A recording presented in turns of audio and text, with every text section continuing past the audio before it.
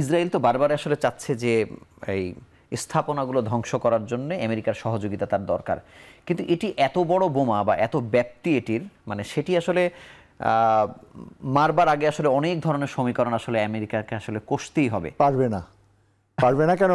দেখেন bumper bumper এগুলো 30,000 pound ওজন, এর পেনিট্রেট করে 100 মিটার।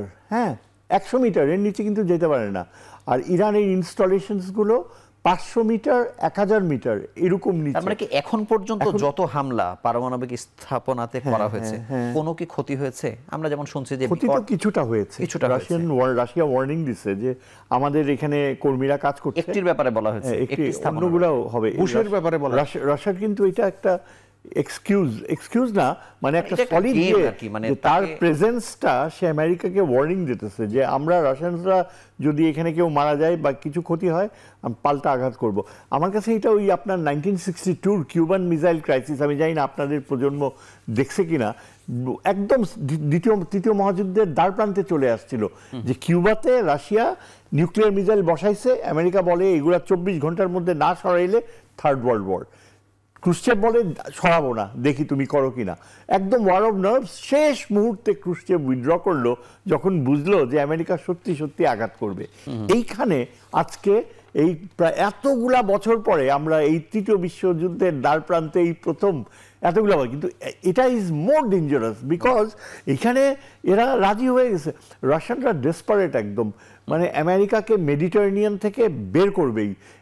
দেখেন সিরিয়া নিয়ে গেছে ওই যে আমেরিকা, সিরিয়া আসাদ চলে যাওয়ার পরে রাশিয়া তার বেস হারাইছে মেডিটারেনিয়ানে। রাশিয়া অনেক কষ্টে সিরিয়া থেকে নিয়ন্ত্রণে আনছিল। এখন রাশিয়া চাইবে এই সুযোগে আমেরিকাকে মধ্যপ্রাচ্য থেকে বের করা। এবং দেখেন পাকিস্তানের প্রেসিডেন্টকে অনেকে বলছে যে তাকে টাকা দিয়ে কিনে ফেলছে। এটা কিন্তু আমার মনে হয় না এটা সত্যি। পাকিস্তানের আর্মি চিফ এই লোক এমনিতেই ফিল্ড মার্শাল হয়নি। ইন্ডিয়ার সাথে তার যে পারফরমেন্স, তার কারণে পাকিস্তান 30-40 বছরের যে ডিপ্রেশন, টেররিস্ট, ওইটা থেকে বের হয়ে এখন মাথা উঁচু। ইন্ডিয়া মোদিকে আমেরিকায় যাইতে দেয় নাই, মোদিকে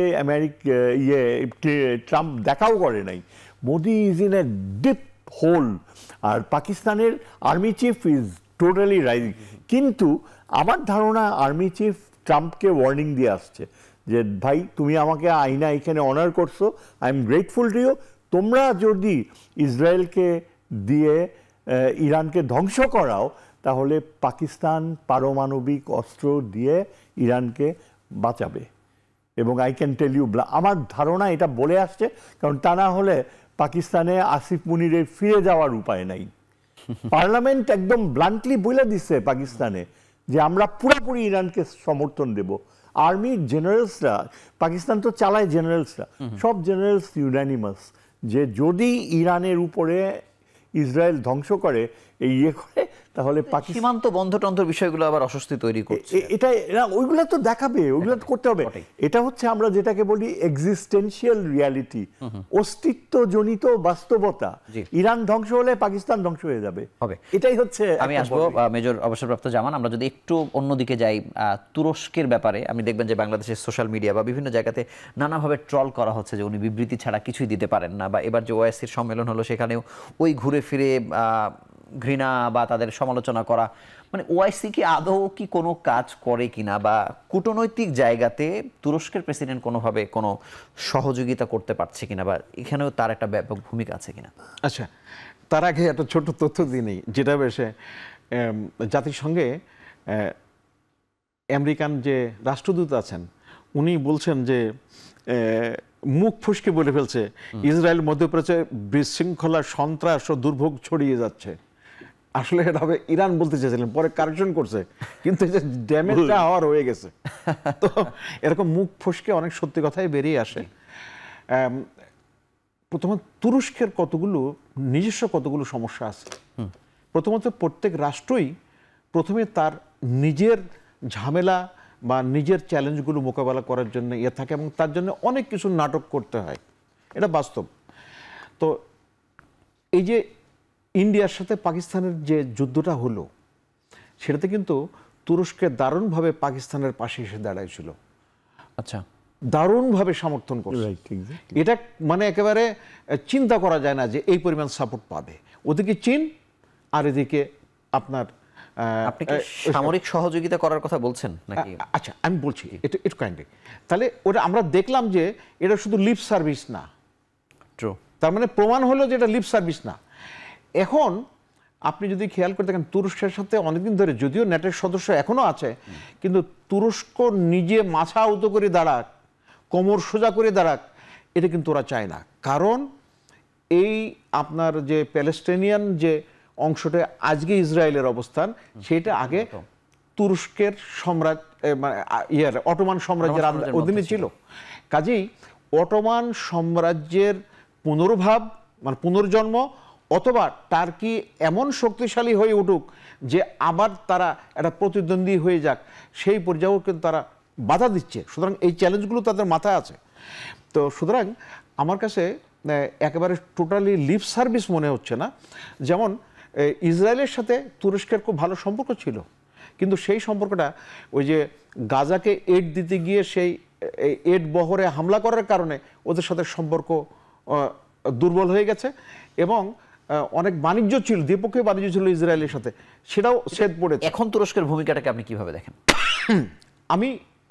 আমার কাছে মনে হচ্ছে যে তুরস্ক অন দি রাইট ডাইরেকশন এখন। এবং উনি যে কথাগুলো বলছেন, এই কথাগুলোর একটা মূল্য আছে, শুধু লিপ সার্ভিস বলে মনে হয় না। কিন্তু উনি কিন্তু কূটনৈতিক এই সম্পর্ক জোরদারের ক্ষেত্রে কিন্তু সবার সাথে যোগাযোগের মধ্যস্থতার কাজটা কিন্তু করছেন। Right right right. এবং আরেকটা জিনিস, ইদানিং একটা কথা হচ্ছে, এটা খুবই সিগনিফিকেন্ট, মানে এটা কৌশলগত তার তাৎপর্য আছে, স্ট্র্যাটেজিক সিগনিফিকেন্স আছে। সেটা মনে করি ইসলামিক ফোর্স বলে একটা কথা কনসেপচুয়ালাইজ হচ্ছে, ধারণ করা হচ্ছে। এখন কতটুকু হবে কঠিন, সেটাতে না অসম্ভব ন্যাটো হয়েছে। তা আপনি মনে করেন যে সবার তো দরকার নেই, যারা মিন করে, পাকিস্তান মনে করেন, ইরান মনে করেন, টার্কি মনে করেন, তো এরকম কয়েকটা, সৌদি আরবের ভিতরে নামটা আমি দেখলাম। সো যদি এই চারটা দেশও এক জায়গায় হয়ে যায়, এটা বিরাট ফোর্স হয়ে যাচ্ছে না? এখন আপনি ইরানের বিপক্ষে এই যে আরব দেশগুলোর যে একটা চুপচাপ অবস্থান বা তাদের সহযোগিতা না করা বা জর্ডানের সহযোগিতা করা ইসরায়েলকে, মানে এটি মানে কোনো ভূমিকা করছে কিনা?